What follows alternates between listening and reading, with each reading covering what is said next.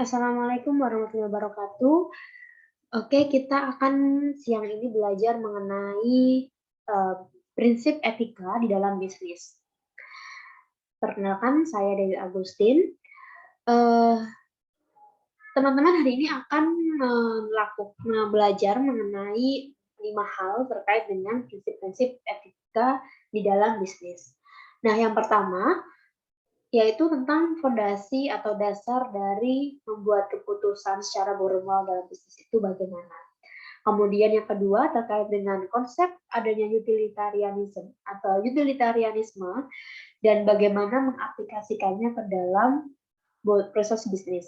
Dan yang ketiga terkait dengan adanya human right, jadi adanya hak yang mana bagaimana juga cara mengaplikasikannya ke dalam proses bisnis. Dan yang keempat adanya justice atau fairness yang mana menjadi kunci dari prinsip dalam etika bisnis. Terakhir terkait dengan analisa bagaimana caring atau kepedulian itu dapat diimplementasikan dalam keputusan bisnis. Baik, yang pertama terkait dengan apa saja sih fondasi dari atau dasar-dasar dari pembuatan keputusan yang bermoral di dalam sebuah bisnis. Menurut Velasquez, yaitu sumber dari materi hari ini, menyebutkan bahwa ada 4 dasar hal yang mana menjadi standar dalam sebuah perusahaan atau bisnis menjalankan proses bisnisnya dengan beretika. Yang pertama, dia harus menggunakan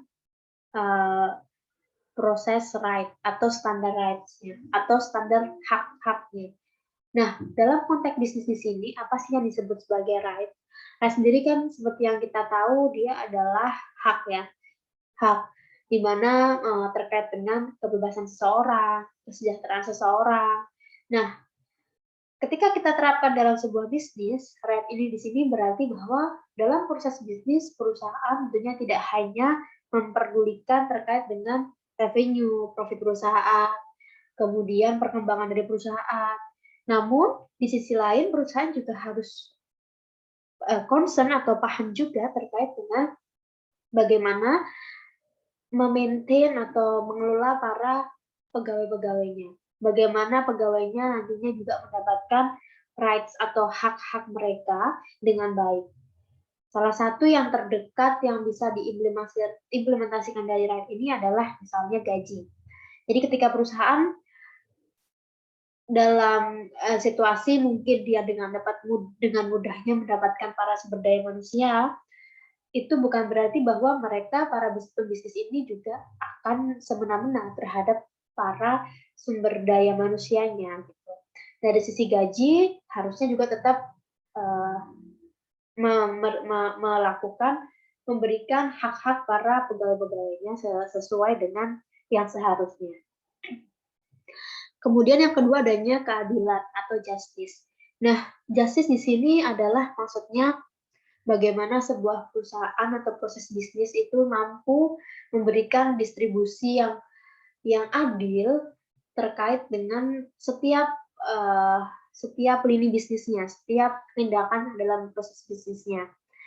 Nah, contoh nyata dari adanya justice di sini adalah ketika sebuah perusahaan tentunya mereka punya namanya struktur organisasi. Nah, dalam struktur organisasi itu pasti ada namanya tugas dan fungsi masing-masing dari divisi gitu misalnya. Tentunya justice di sini bisa terlihat bahwa distribusi pekerjaan itu juga harus adil gitu.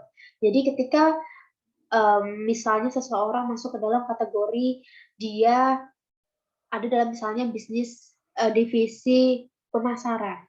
Nah, maka orang-orang itu ya memang harus bertanggung jawab dan berfungsi dalam lini bisnis pemasarannya gitu.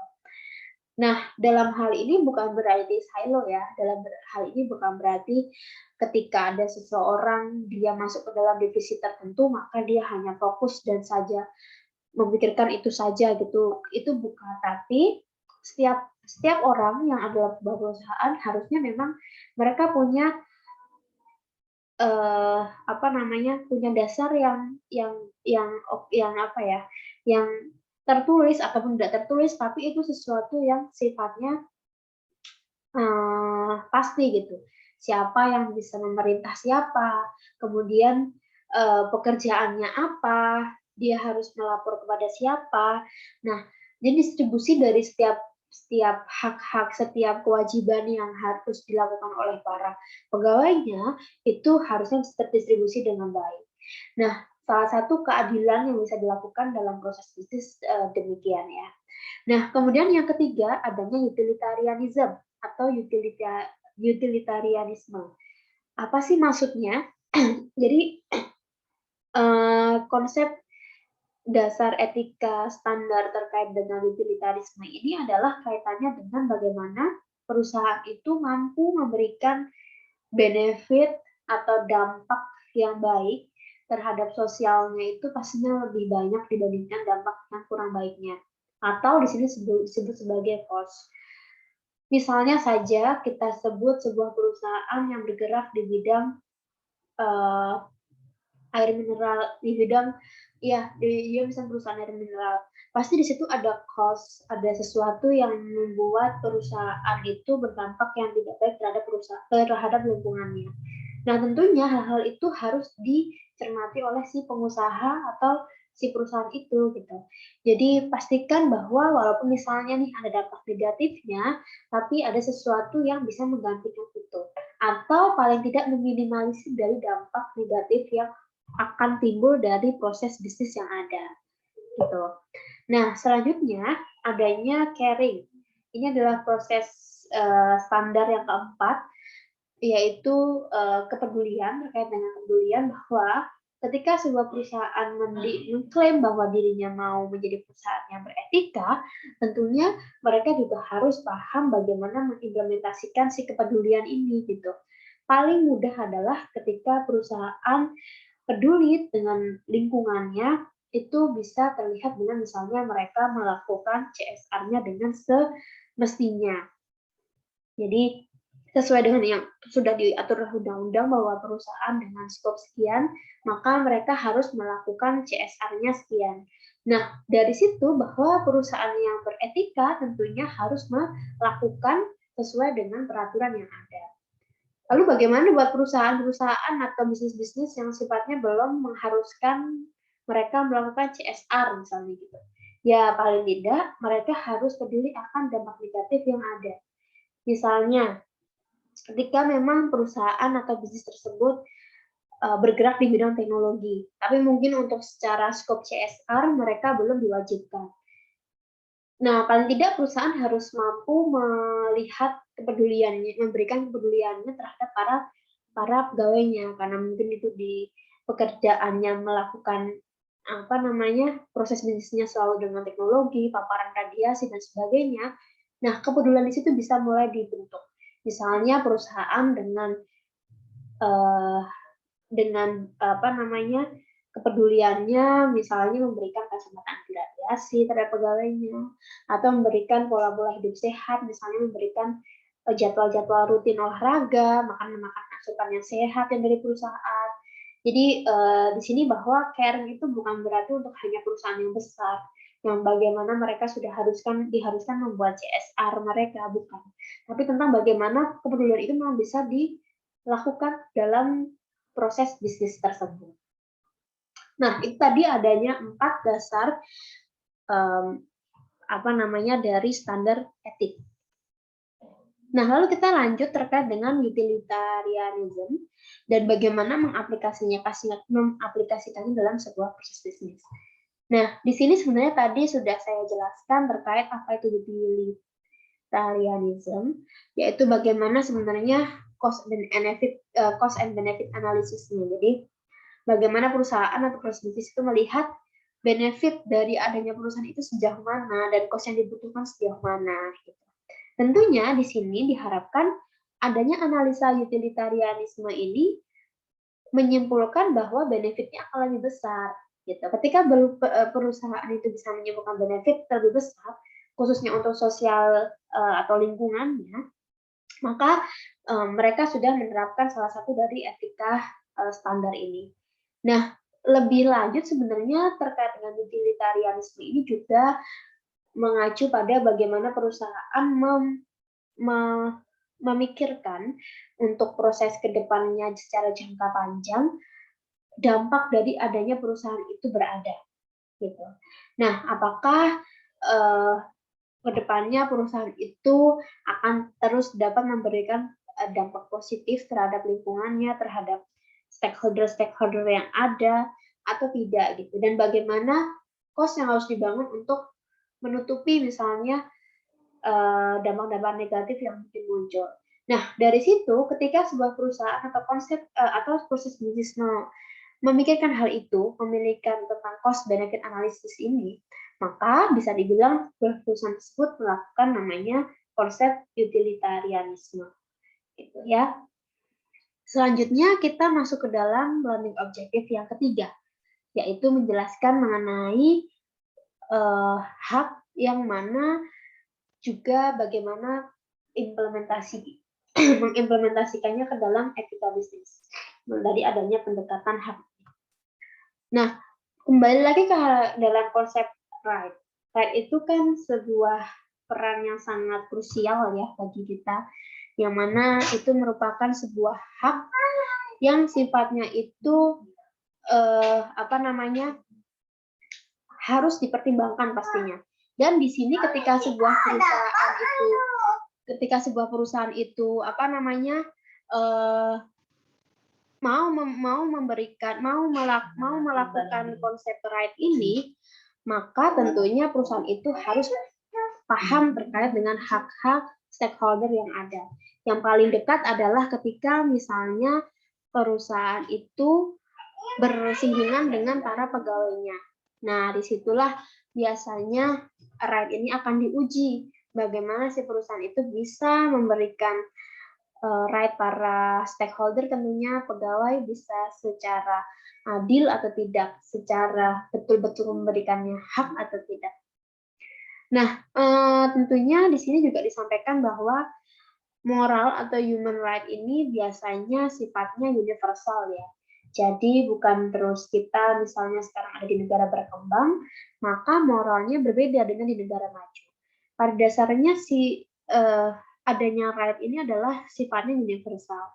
Jadi ketika sebuah perusahaan terus tidak menjalankan bentuk dari right, tentunya dia tidak hanya melanggar dalam negara tertentu, tapi dia juga pasti melanggar di semua negara, karena right ini sifatnya universal, harus benar-benar diaplikasikan di setiap kegiatan proses bisnis gitu ya. Nah, kemudian yang selanjutnya adanya justice and fairness. Justice and fairness ini sebenarnya adalah sama terkait dengan keadilan, tapi di sini cenderung lebih ke seperti tadi yang saya sampaikan di depan terkait dengan bagaimana mendistribusikan sesuatu. Nah, tapi ternyata itu hanya salah satu dari adanya justice and fairness. Karena ada beberapa justice di sini. Yang pertama terkait dengan distributive justice, yang kedua retributive justice, dan yang ketiga compensatory justice. Nah, distributive justice ini kaitannya dengan bagaimana sebuah proses bisnis itu mereka juga paham atau concern atau peduli dengan adanya distribusi benefit yang ada dalam stakeholder-stakeholdernya.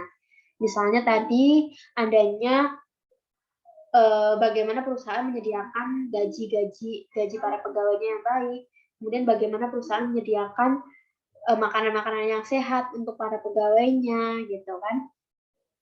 Nah, jadi distributive justice ini kaitannya dengan bagaimana perusahaan ini secara adil mendistribusikan benefitnya kepada seluruh stakeholder yang ada, termasuk lingkungannya. Kemudian ada namanya retributive justice.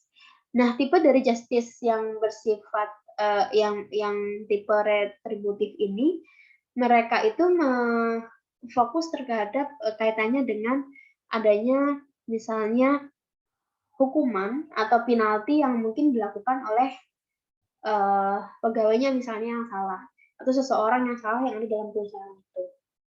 Nah, bagaimana mereka akhirnya mengadili, apakah misalnya dikeluarkan, apakah misalnya dipindah tugaskan. Nah, itu namanya justice retributif gitu. Dan biasanya kalau yang dipindahkan itu kan biasanya sifatnya yang apa?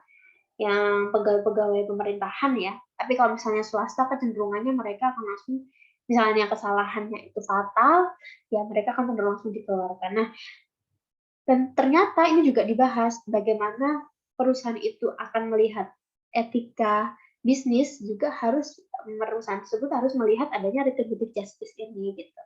Jadi tidak semena-mena ketika perusahaan itu ada seseorang atau pegawainya yang melakukan kesalahan, maka penaltinya langsung misalnya harus mengambil sekian ratus juta misalnya atau harus dikeluarkan gitu.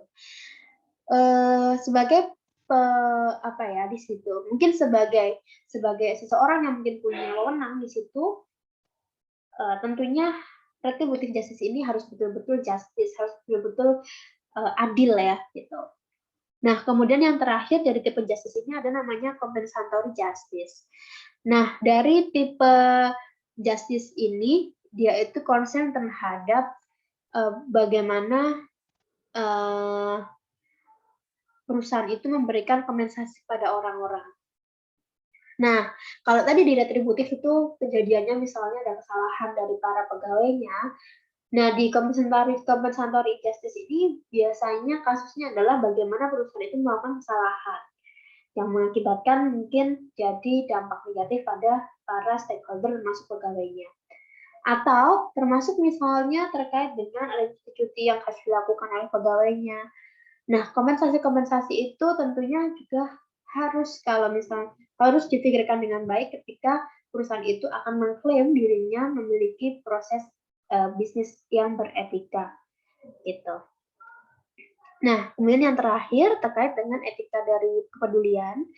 Jadi konsep dari etika kepedulian ini sendiri adalah pendekatannya bahwa bagaimana perusahaan itu dia peduli akan seseorang, peduli akan sesuatu yang ada dalam perusahaan tersebut, apapun itu, peduli akan lingkungannya gitu.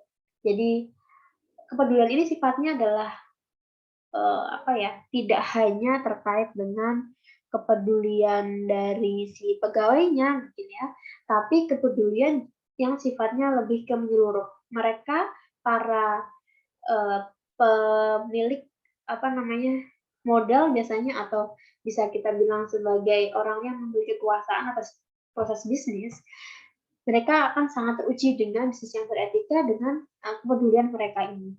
Gitu. Yang sampai tentunya ketika proses bisnis berjalan itu merugikan salah satu pihak dalam bisnis itu sendiri. Gitu. Nah, itu saja untuk apa namanya materi dari chapter 2 terkait dengan ethical principle business. Terima kasih. Wassalamualaikum warahmatullahi wabarakatuh.